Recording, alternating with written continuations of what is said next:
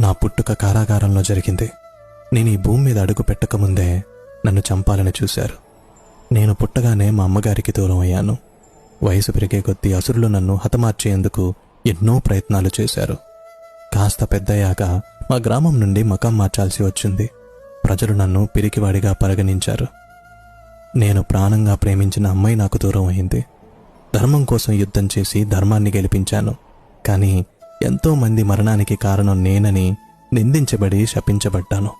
శాపం కారణంగా నా వంశం మొత్తాన్ని కోల్పోయాను. కిందటి జన్మ కర్మ ఫలితంగా కేవలం బొటనవేలుకు బాణం తగిలి నేను మరణించాను. ఇంత జరిగినా నేనెప్పుడు ఫిర్యాదు చేయలేదు. ఎప్పుడూ ఎవరి చెడు కోరుకోలేదు. మరి నువ్వెందుకు నీకొచ్చిన ప్రతి చిన్న కష్టాన్ని భారంగా తీసుకుంటున్నావు?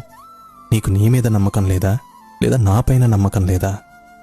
నువ్వున్న పరిస్థితులు నువ్వేంటి అన్నది చెప్పదు. నువ్వు నడుస్తున్న మార్గం వల్ల నీ విధి నిర్వచించబడదు. నువ్వు తీసుకునే దశల ద్వారా నిర్వచించబడుతుంది.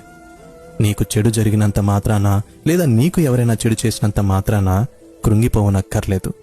కర్మానుసారం జరగాల్సింది తప్పక జరుగుతుంది.